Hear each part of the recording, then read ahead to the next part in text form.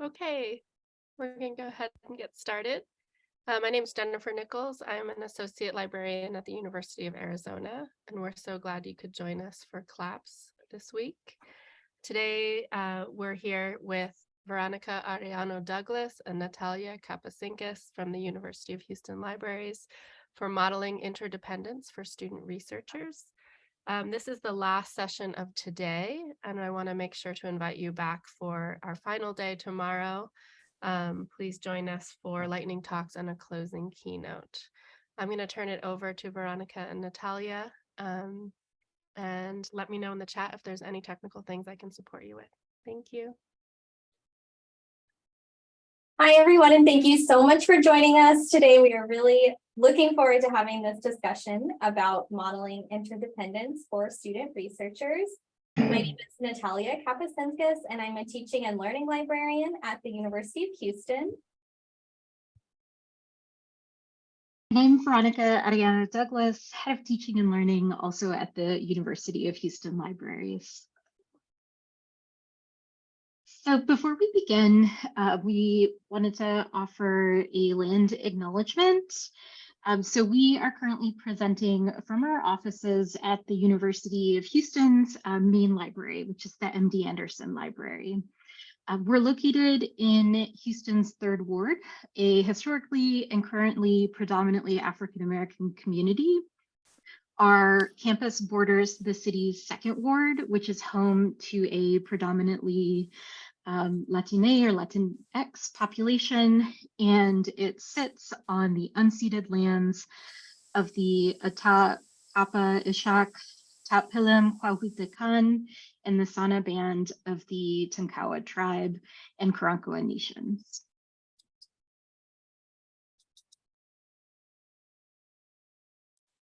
So as we get started today, we want to kind of offer up some key ideas for what we'll be discussing during our session. All of these ideas are kind of interrelated, but hinge on 4 concepts: independence, interdependence, research, and our role as librarians. This presentation draws on some observations and discussions that we have had regarding a disconnect between what we see as the practice of research and then how we teach about research in our classrooms. So we see research as a really interdependent practice, but we think that often it's presented as an independent practice. But we see the interdependence of research everywhere, and we see it in this conference as well, and we really want to acknowledge that. So this conference is full of really collaborative sessions, really rich partnerships and research that has come from those. And our library has many collaborative scholars and researchers. And we just have this feeling that this isn't always represented in our teaching about research. And we believe that librarians have a unique role because we are often asked and do represent research and the way that it happens when we teach about research. So throughout our session today, we actually have a series of reflection and discussion questions, along with an activity at the end to kind of put into practice some of the things that we'll be introducing. We are definitely going to keep an eye on time to make sure that we have enough space for questions at the end. But with that, I want to introduce our first reflection and discussion question for you all. So it's on the screen now, and I'll go ahead and read it out as well as put it in the chat. So when you research, do you do so alone or with others? If you collaborate, how does that look? And if you want to take a minute to reflect and share your responses in the chat, we would really appreciate it.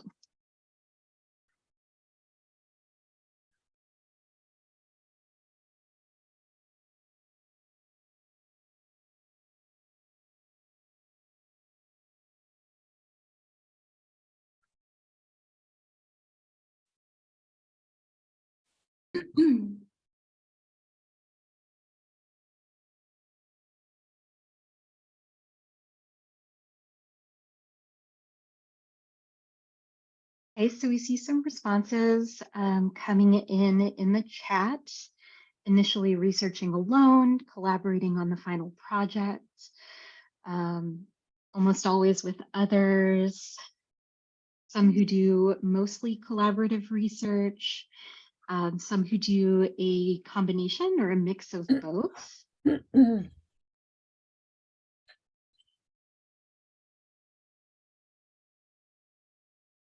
Yeah, there's a really interesting comment towards the end from Lauren. So in undergrad, I feel like I only ever did research alone, and now I only ever do collaborative research. Lauren, do you want to expand on that at all? No pressure if you'd prefer not to.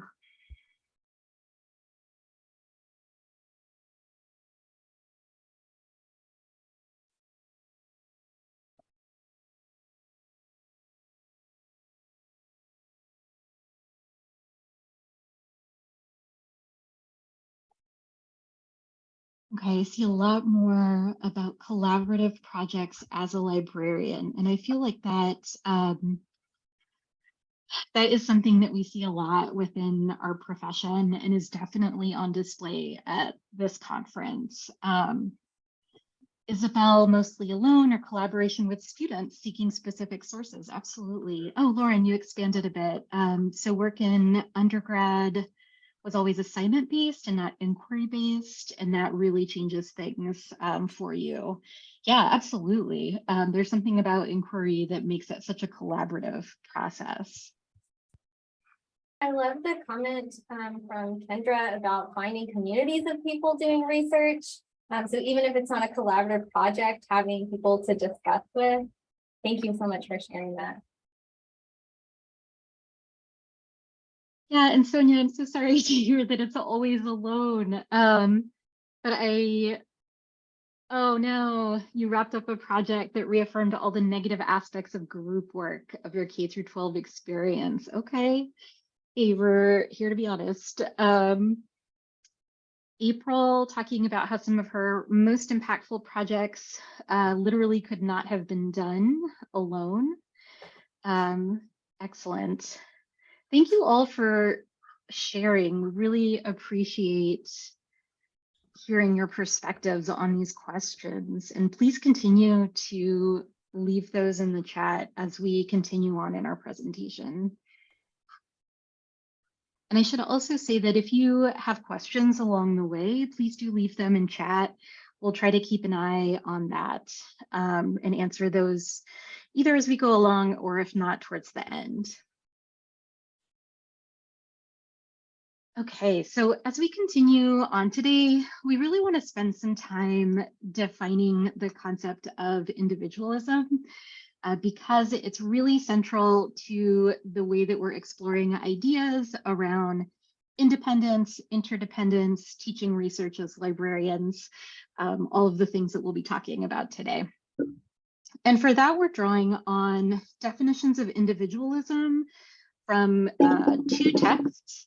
Characteristics of White Supremacy Culture by Tema Okun, as well as a chapter by Judith V. Jordan in the book, The Complexity of Connection. And you'll see they're listed down here below, but we also have a whole list of references at the end of the presentation. So for us, this is the kind of framework or definition of individualism that we're working under. Individualism, as its name suggests, emphasizes the importance of the individual. It is the assumed underlying framework for US, Western, white supremacist and patriarchal culture. And it emphasizes both self-reliance and self-sufficiency, the ideas of mastery and expertise as a status. Within the framework of individualism, competition is always greater than collaboration, right? You don't actually achieve something unless you win or overcome other obstacles. Any kind of acknowledgement or honor or credit goes to individuals rather than a collective. And hierarchy and power over others is desirable, really the most desirable thing. It's kind of like the prize or the reward after you beat out everyone else. So Okun and Jordan, in their own scholarship, openly draw on, credit, and see themselves as collaborators with other thinkers, educators, and scholars. Again, we link out to them in our references slide. And we also wanted to acknowledge and mention the work of David James Hudson, specifically his presentation at the Information Studies Colloquium from UCLA's School of Education and Information Studies. This was earlier this year in June, and his presentation on academic libraries, racial capitalism, and the independent learner was an earlier exploration of the connection between. Not what I wanted. If we could ask folks to mute themselves, that would be great. So it's an earlier exploration of the connection between individualism, libraries, and racial capitalism. So we want to start off with a bit of an example to show one of the ways that we think individualism often presents itself in academia. And we think that's with the narrative of a star researcher. So some kind of solo researcher, a prolific academic who is often cited really highly. So as an example, this is a headline from UH Today, which is the email newsletter from our university's communications office. This newsletter highlights events, research, things like that happening at the university. And here's a headline from that. The headline of the featured article says, "Discovery unlocks potential of special muscle." And then the description reads, "Mark Hamilton, professor of health and human performance, is pioneering the soleus push-up, which effectively elevates metabolism for hours, even while sitting. The soleus is a posterior leg muscle that runs from just below the knee to the heel." So as you can see from this headline and the description of this research, there's this huge emphasis on Mark Hamilton and his discovery. And we also want to draw attention to some, I guess, rhetorical clues in the use of the word pioneering. We think this kind of evokes some rugged individualism, kind of leaning into that definition of individualism as a kind of American achievement, westward expansion, those kinds of things we think are coming up in that word. And then we want to show look a little more deeply into this research. So of course we clicked on the article itself, which was really interesting to read. And when we did, we learned that there are 3 authors of the article that is being described. And they're shown in this image here. So you can see that there are 3 authors to this article, Deborah Hamilton, Mark Hamilton, and then Theodore Zarek. And these 2 other collaborators besides Mark Hamilton are not on the main teaser for the article or even on any of the cover images on the website. But as you know from learning about research, doing research, all the authors were integral to this study, and they're all actually authors of the study. So we feel that the way that this, and absolutely, yes, the graduate student labor that went into this project definitely as well. So not just the people who are even cited as authors are definitely crucial collaborators. But we feel that this news story really kind of demonstrates some tension that is present in our academic settings around how research is actually practiced, which is in teams or labs or groups, or even as we saw in a lot of our responses earlier, even if you aren't necessarily working on a research project with someone, you have people you discuss with or learn from. And then there are these systems and processes that assign value to research. So at our institution, like many R1 institutions, first author status is really valued and recognized. So we see those values reflected in the way that news like this gets shared and research is perceived by larger audiences. So we've spent all this time talking about individualism, and that's because it influences how and what we teach as librarians who teach people about research. And to this idea of individualism, we want to kind of add in a factor or a concept of independence.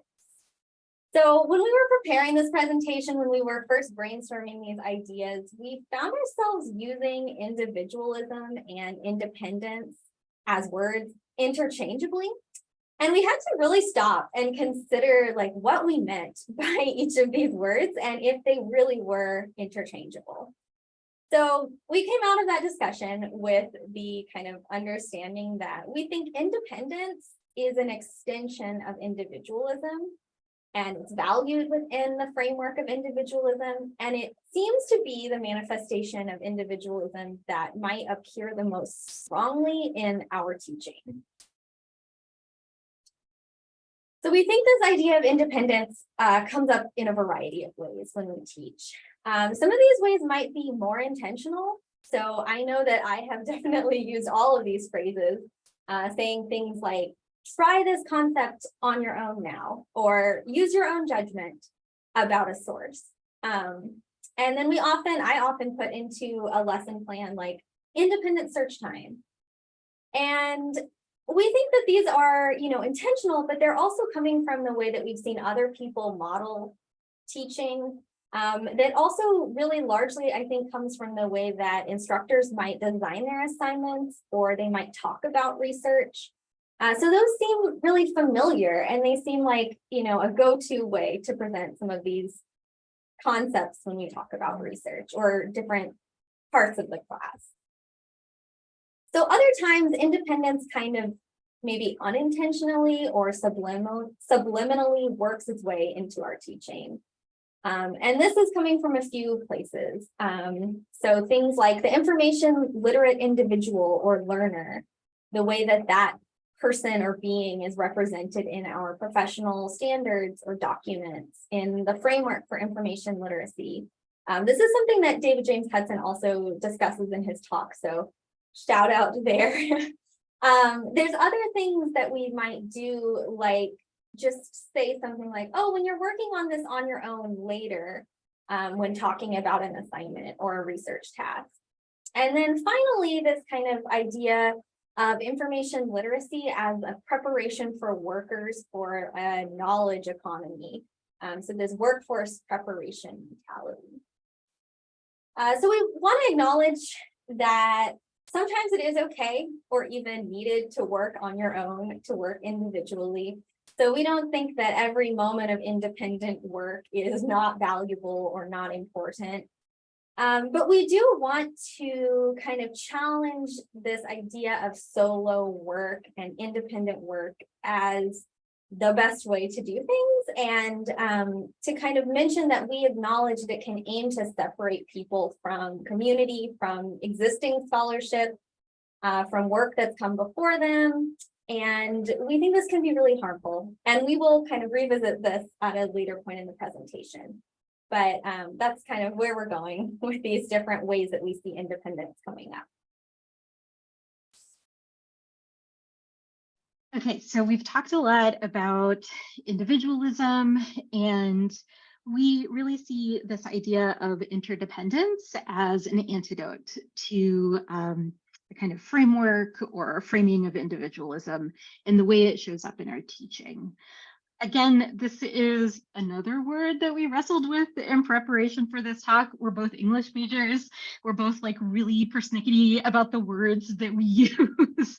And we initially were using the word interdependence and didn't really question why we were using that instead of dependence. But then as we were trying to define it, we realized just how value-laden the word dependency is, right? Dependence, dependency, dependence, right? Dependent people are often characterized as needy or immature or helpless. We personally have heard faculty, librarians, staff talk about the idea of learned helplessness in students. Learned helplessness is a state in which a person can't affect change in their environment. And to them, that idea of like learned helplessness and dependency goes hand in hand. But for us, and for the way that we're framing dependency, it actually aims to eliminate learned helplessness and produce the opposite, right? Through interdependence, learners can affect change in their education and their lives. So we really like and want to present this alternative definition of dependency, which comes from relational cultural theorist Irene Stiver. And she states that a process of counting on other people to provide help in coping physically and emotionally with the experiences and tasks encountered in the world when one has not sufficient skill, confidence, energy, and or time. So dependency is not static, she continues, right, but changes with opportunities, circumstances, and inner struggles. The notion of dependency would allow for experiencing oneself as being enhanced and empowered through the very process of counting on others for help. We find that just really, really beautiful, right? This idea of empowerment through dependence, all of us kind of aiding and meeting one another. We also think that this definition really complicates the idea of deficit. We all want to be strengths-based and teachers. We don't want to fall into deficit thinking with learners. But we kind of have to question why having a deficit is inherently bad. Should it be? We definitely want to push back against the idea that you can't reach out to others or rely on others or collaborate if you're faced with a need or a deficit. So we want to challenge the idea that your work is only valuable if it's an individual achievement. We have another reflection prompt from you. Thank you so much for everyone who's continued this discussion. I'm loving reading the chat. Now that we've explored some ideas about individualism as a broad framework, and we've discussed independence and interdependence as practices and concepts, we want to take some time to reflect on how both of these kind of concepts of independence and interdependence show up in our teaching. And we gave some examples of independence forward thinking, but we would love to hear from you about how these things might show up. So our reflection question is, when working with students, when and how do you emphasize independence and or interdependence, and why? And so please take a few moments to reflect and share in chat if you feel comfortable. We might ask you to follow up, but again, no pressure.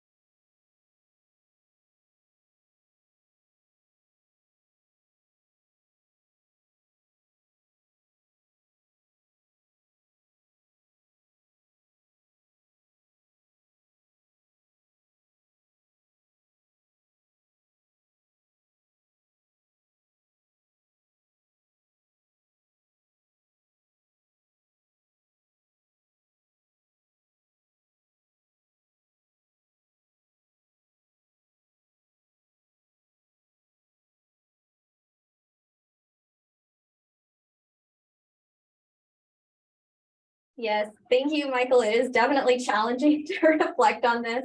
I've definitely gone through my lesson plans and in kind of preparation for this talk, and have been really interested to see the different influences that I think, are manifestations of like an individualistic emphasis, like you're saying, from society or from academic kind of culture, and then the way that I'd like to move.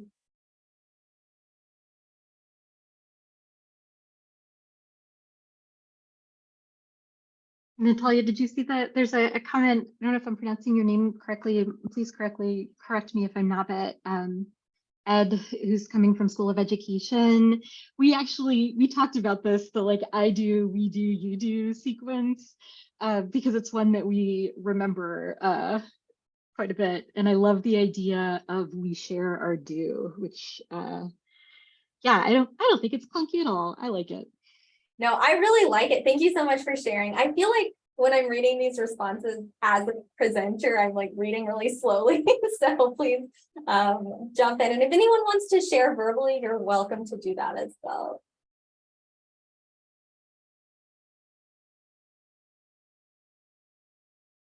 I love to hear from Martha that you have some project-based learning and group work that's like built into classes, because I think one of the most challenging parts is often the assignment itself. I think really emphasize you know, individual work or independent work. So it's great to see that you have that opportunity already.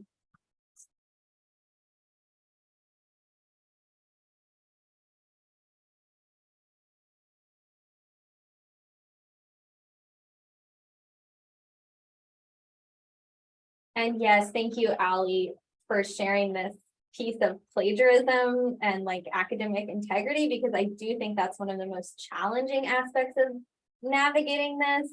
Of course, if an assignment is like designed to be independent, it can be hard to build in you know, true collaboration or interdependence when you don't also want to encourage any kind of like academic dishonesty. But absolutely, that's a way to kind of shift it by talking about how, you know, avoiding plagiarism and doing citation is a way to build and be collaborative, because you're building on previous knowledge.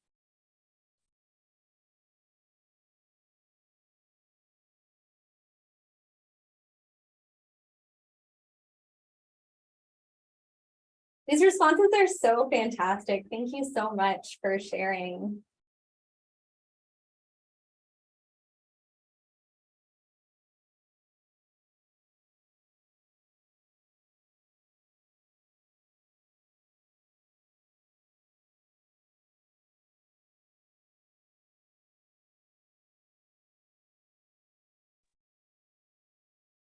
All right, we'll move on to our next slide. This was me. I don't know why I was waiting for you, Natalia. I'm so sorry. So after this reflection, it's really interesting hearing from everyone. We want to touch on briefly this idea of like harm of individualism in research. So we have all of our little points here. We think that, as we mentioned at the beginning, it's inaccurate. It discourages students from seeking help, even when that help is just a normal research function, right? Like library use or peer input through like the writing center and writing tutors. We think it creates disconnection from existing community supports, and that it can be really shame-inducing, right? It's assuming a lot about control over circumstances and ability, and it's really isolating and can cause learners and researchers to pull away rather than learn and grow from one another. We think it's especially harmful to students who are new to research and a higher ed setting who don't have a mental model for what research should be. And we think it can really normalize stigma around accommodations for disabilities or learning differences that might require someone to reach out for help.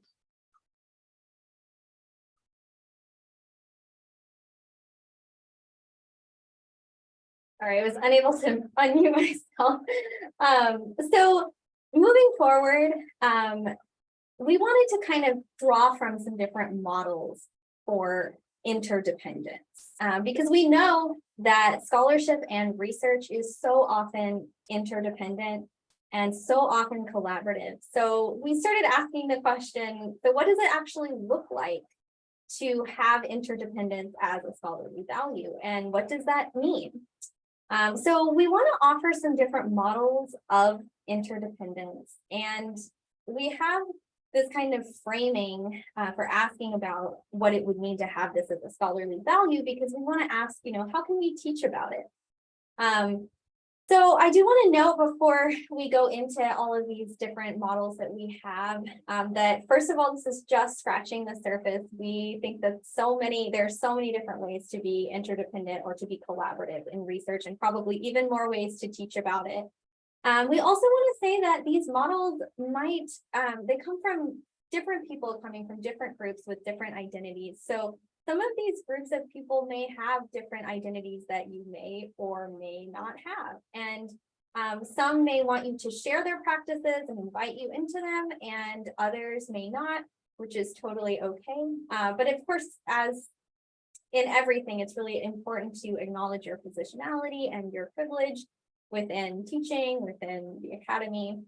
And finally, that we think it's important, though, to think about these different models, even if it's not a model that you necessarily would draw from an experience or an identity that relates to you, because students may belong to all of these groups or have any of these identities. And it's important to be aware of the different possibilities that they may relate with or that may apply to them.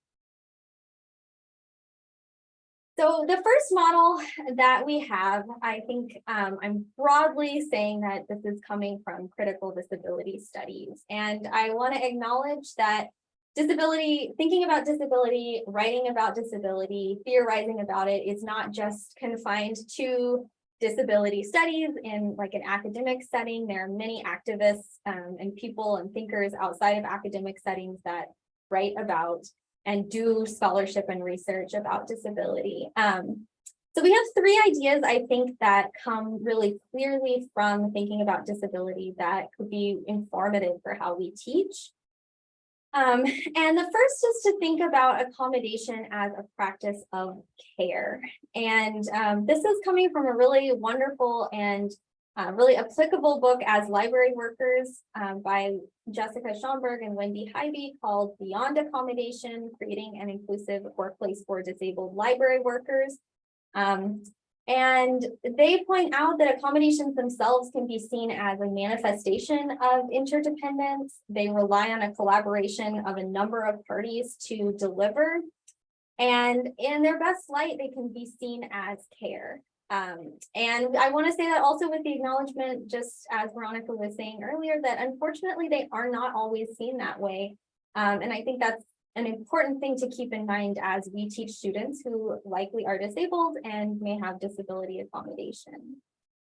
The second idea related to disability that I want to bring up is the disability justice movement. So this is a movement for and by disabled people of color and disabled queer people. And it emphasizes collective care and action.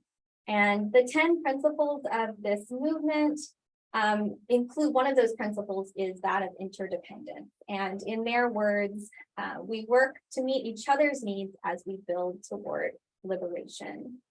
And finally, the concept of access intimacy actually comes from disability justice, but I think it's a key kind of concept to think about because it's described by the creator of this term, Mia Mingus, as interdependence in action. So in her words, it moves a work of access out of the realm of logistics and into the realm of relationships. So all of these ways, I think, help us think about how people relate to one another, how we can be interdependent, and within disability studies broadly, these kind of ideas are drawn upon again and again, and I think that can inform our teaching.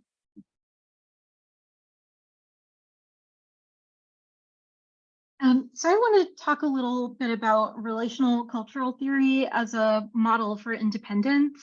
It is a feminist intersectional model of psychological human development. It supposes that we grow through and towards relationship throughout our lifetime. So rather than starting as a dependent and moving to an independent, autonomous individual, instead, throughout our life, we learn and grow through relationship. Connection is seen as the core of the human experience and central to our human development. earlier in the presentation, we offered that definition of dependency from Irene Stiver. She is kind of one of the founding group members of the relational cultural theorists. And she, again, states that dependency is a process, not a static state, and that it's not value-laden. Within relational cultural theory, there's a really strong emphasis on this idea of supported vulnerability. So it sees asking for help as an act of bravery rather than an act to be ashamed of.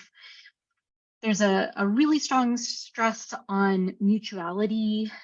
Relationship and dependency is seen as a give and take on both sides. Respect, empathy, and acknowledgement of one another's humanity and subjective experience is central to this idea of mutuality. And finally, they really interestingly describe autonomy as a fiction, right? So they believe that to be completely independent, like self-reliant, is a fiction.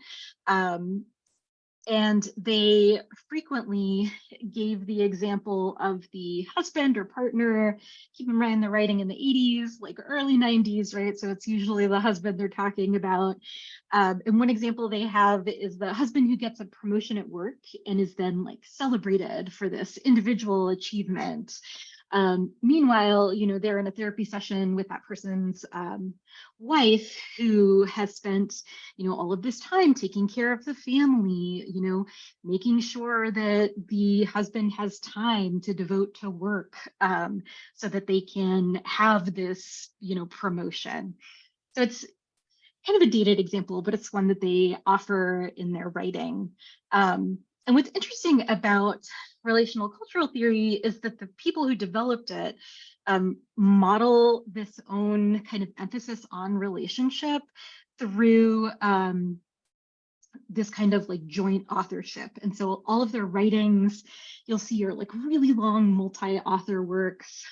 They're often in conversation with one another, and they respond to one another's scholarship, which is really interesting. Yeah, that's a great quote, Erin.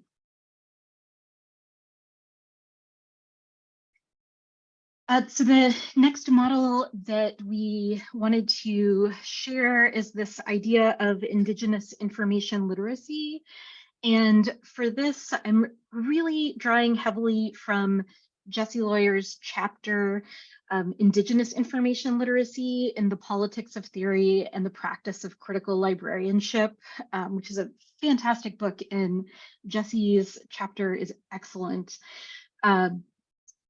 She talks about Indigenous information literacy through the lens of relationality, which by that she means defined roles and how we are related or in relationship to one another, as well as reciprocity, right? This idea that we are accountable to and responsible for others, just as others are accountable to us or responsible for us. And we saw this really demonstrated in yesterday's fantastic keynote panel in their discussion of relationality, but also the practice of that keynote as a discussion, right? They were in community with one another, creating knowledge, sharing knowledge, not just with us, but with one another. And it was just a really powerful moment in this conference. There is an inherent interdependence within Indigenous information literacy and knowledge building. And I just kind of wanted to close it out with this quote from Jessie's chapter, Jessie Lawyer's chapter. She states that we do not do research only mentally. Emotional, spiritual, and physical health must be factors in how we teach students about accessing information. So she really emphasizes this need to be attuned to one another and in right relationship with one another in order to create new knowledge. So the final model that we have today is based on the Cite Black Women movement. This is a movement that was started and is sustained by the Cite Black Women Collective, which is a Black feminist collective that addresses systemic exclusion and systemic plagiarism of Black women's work and intellectual contributions. And so within their framework, there's an increased attention to citation and critical engagement with the intellectual contributions of Black women. And their critical praxis asks all of us to carefully think about how our own ideas and our own work, our own research is informed by that of others. And in their words, we cite to recognize the value of our labor and the need for our work to be explicitly attributed to us collectively and individually. So they give us a really wonderful manifestation of how collective authorship and individual contributions can both be cited. So in the article that I have referenced on the slide and also in our references from feminist anthropology, the authors in this are both individual contributors and the collective in general. So they remind us that no individual work is possible without collective work, and that no ideas are possible without the thinkers and the people who come before us. So with that, with those different models, just scratching the surface, in the spirit of bell hooks, we want to encourage you all to look at your own lives outside of the classroom, or potentially in it as well, and outside of your research, to think about how your experiences, your identities, your communities might impact your teaching. So there could be a lot of other communities that you're a part of that have a framework for interdependence, and we definitely want to acknowledge that. So as an example, we want to give a shout out to one of our colleagues here at University of Houston, Edward Kloor, and his writing collaborator, Kevin Adams. We've been closely following and inspired by their scholarship on do-it-yourself punk communities or DIY punk communities, and the way that punk strategies can inform critical information literacy. So that's just another example. So we'd love to hear from you in the chat or in a discussion maybe about how or what interdependence might look like in your community.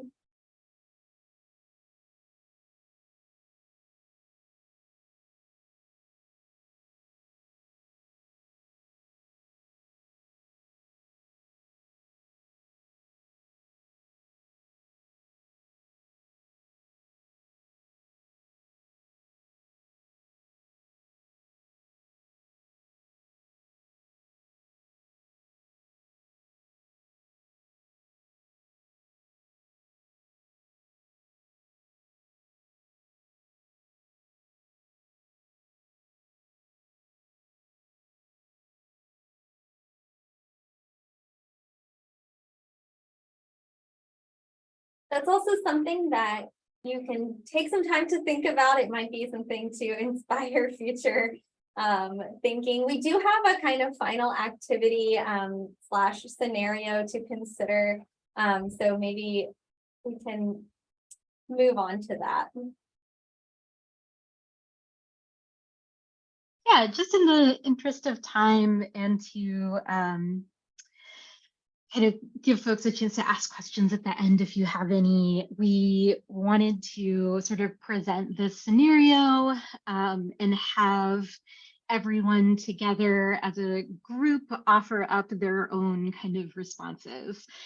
So our scenario, you're prepping for a workshop for an honors intro to biology class, which we may or may not have done. Students are working on a short literature review for a research proposal on a macromolecule of their choice. We learned from our excellent colleague who has a strong science background that macromolecules are just really big molecules. So students have to generate a research question and review 3 other students' proposals. How would you, as a teaching librarian, promote interdependence as an idea, but also in practice in this session? What challenges do you anticipate in doing so? And you are more than welcome to leave your response in chat, Or do we have like raise hand? I don't think so. You could unmute yourself and reply if you prefer. Would love to hear from you.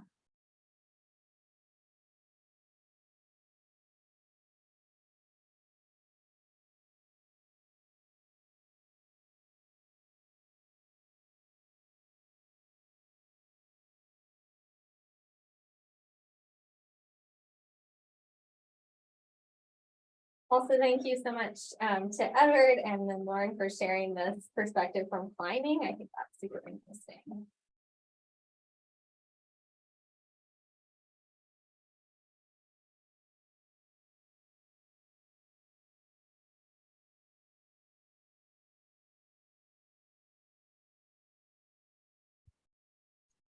Yeah, Lisa, I love that you presented us with both an easy and a harder mode. Citation tracking, absolutely, right? Like interdependence of researchers on one another's work, right? Who cited who did they cite, who cited them? Yeah, figuring out a way to model healthy peer review. And I think that goes back to a comment that Gina left earlier about how oftentimes these systems that we think are fostering interdependence could potentially be toxic or reinforcing existing power structures. Yeah, Emily's comment about it being an honors class, interdependence might be harder to promote or to get them to practice. Yep, focused on the assignment and the grade, definite challenge. Oh, Ali, I love that. So framing the review of one another's work as a way to lift each other up, right? As opposed to like really eviscerate one another. I also love that, Ali, because it's reminding me of our same colleague with a strong science background from before, and how she discussed that like knowledge in science comes through iteration and repetition, and that builds on previous practice. So just like the citation tracking, you know, peer review is kind of another way to like emulate that, and it is like a building up process, not a chance to like, you know, destroy someone's confidence.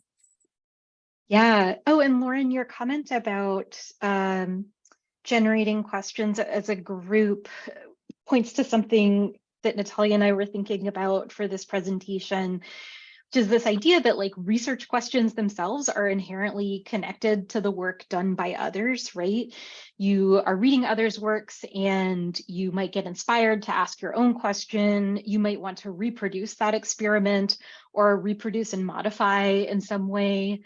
I think talking about the peer review process is important and all of the benefits and drawbacks of said process. But yeah, I love that idea.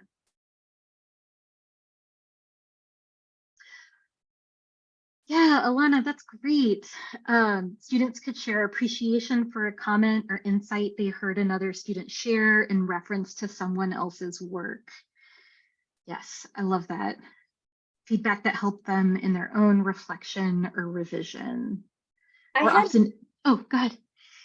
This is reminding me of something I had read, and I'm going to have to try to find where I had read this, but I read this piece from a teacher who was saying that for a day in class, they only let students say things that were building off of someone else's comment. And I thought that was like a really interesting way to think about leading a class discussion. I feel like there could be a hidden pitfall there. I don't know, but it was interesting. Oh yeah, Lauren's comment in the chat, Natalia, seems to jump off of that as well. Absolutely. Yeah, these are all really fantastic ideas. I almost feel like I need to download the chat to like hold on to some of these ideas. Thank you so much for all of this. This is wonderful. We have come to the end. Yes, Natalia? thank you so much for being here today. We are still thinking about all of this. So we welcome continued thoughts, discussions, questions. We hope this is a good time to think about these concepts, and we would love to hear from you. So I'm going to grab the URL for our slides, so I'll put those in the chat as well. But yeah, happy to answer questions. Thank you very much, Veronica and Natalia. I will send you the chat transcript. I'm happy to do that when it Yeah, downloads at the end. that would be great. Thank you. Yeah, thank you both for leading a rich discussion. Thanks to all of you who participated in the chat. It was really great. All right, hope to see some of you tomorrow at the final session.